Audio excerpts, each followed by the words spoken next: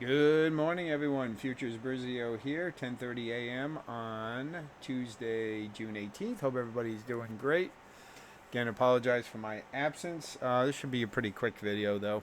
Um, just updating on a couple of markets and just kind of what's been going on, and minor tweak to what I've been using to trade with. So let's just jump right into it.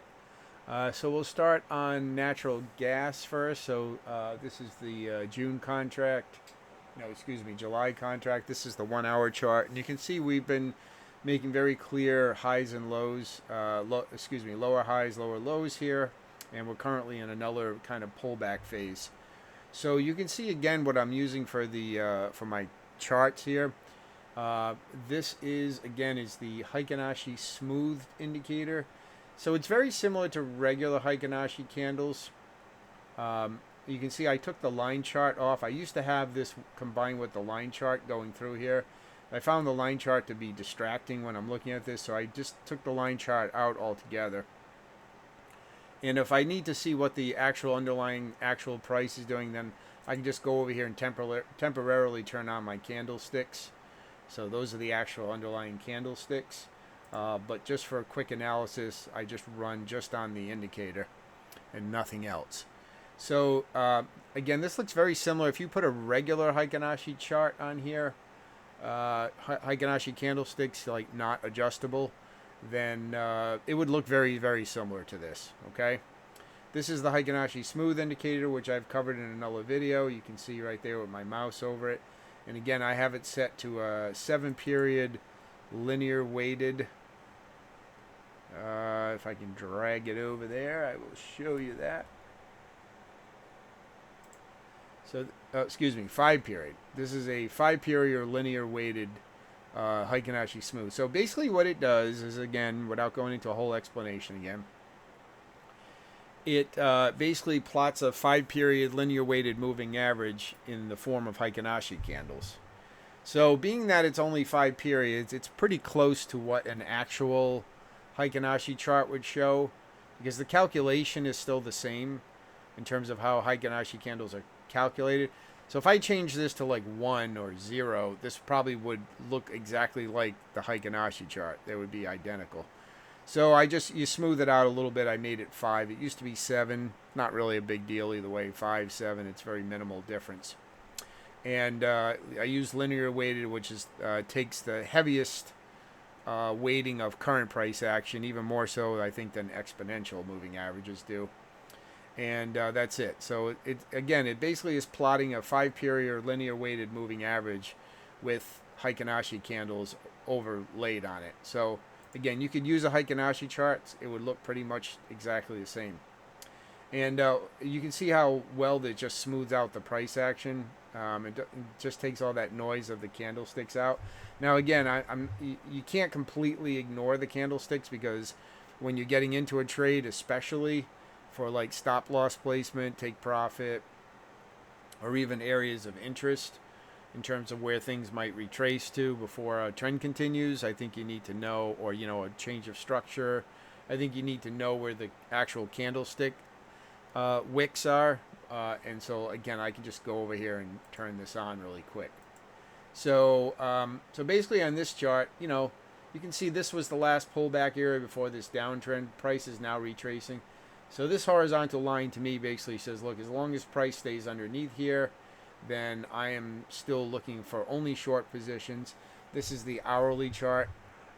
So this is kind of my analysis chart, and then I'll go down to the 5-minute and look for entries. And you can see we don't have one in terms of a short.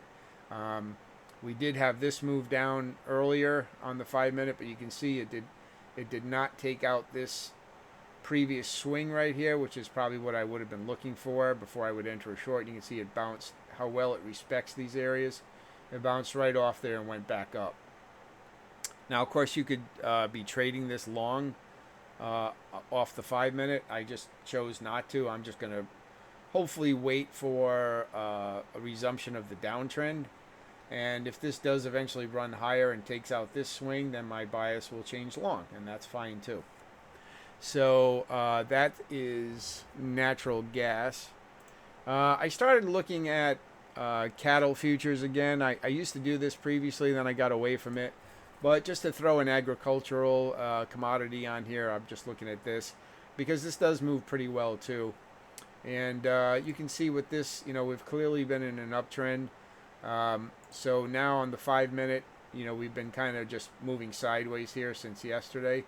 So I will wait and see. This could continue to drift lower. But I do think eventually this will pop higher again, and if it does, I'll be looking to establish a long position. But you can see this thing can have some pretty big pullbacks, so I'm not going to rush this because this thing, like I said, could really push lower quite a bit if it wants to before an uptrend resumes. But you can see there's definitely no signal. I do have a price alarm set over here, which is, if you put the candlesticks on, is basically clears these recent little liquidity sweeps here on the candlesticks. So I'll keep an eye on that. I'm not in any rush to jump into that, but we'll see. And I think this is the one we just looked at, right? Yeah. Okay, and then this is copper. And again, here's the hourly chart of copper. And again, we did make a new low here. Here's our swing up here, and yeah, the fact this line is a little bit above the Heikin-Ashis because this is where the actual candlestick wicks are underneath. So that's where this line is. So again, I'm bearish on this until it tells me otherwise.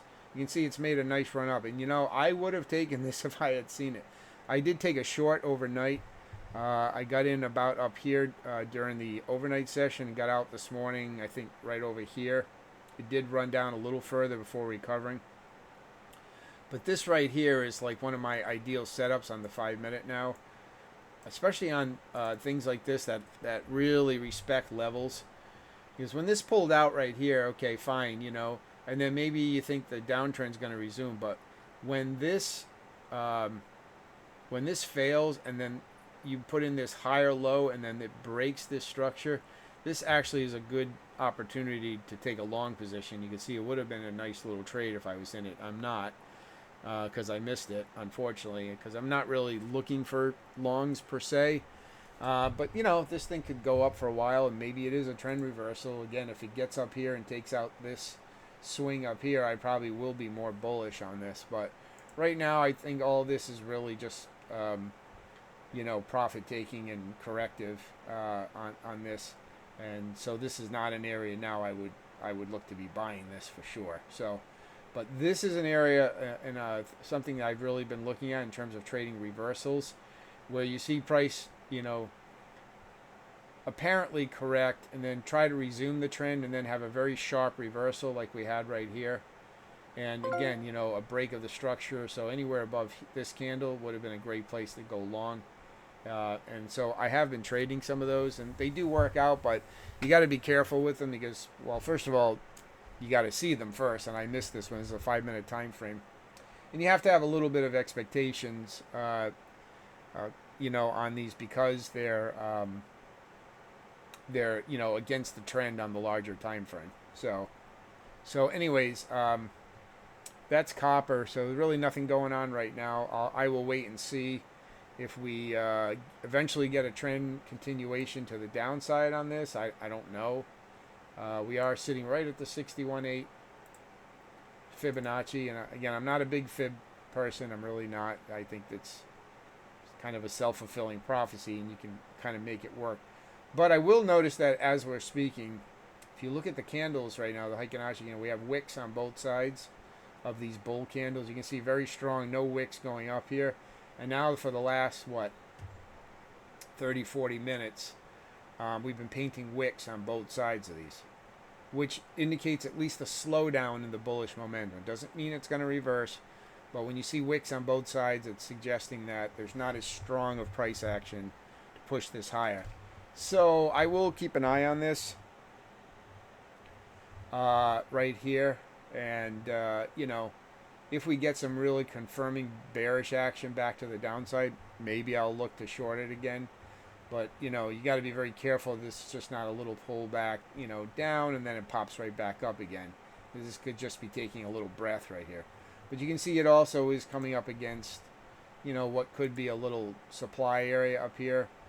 So anyways, we'll see. We are painting a red candle right now, but I'm not in any rush to jump back into this. But I will keep it because I still do have a bearish bias on this until, like I said, if and when we run through these highs up here, then that might change. Okay, so nothing going on in that right at the moment. And then finally, this is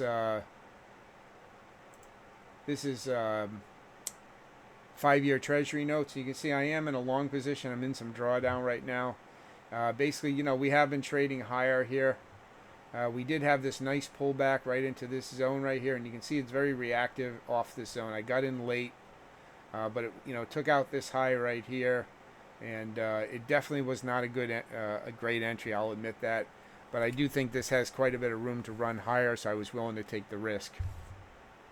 So I am in a long position on this. It's currently sitting in some drawdown, but I'm going to hold on to this because I do think this push out of this zone right here was pretty bullish, and so we'll see what happens on that one.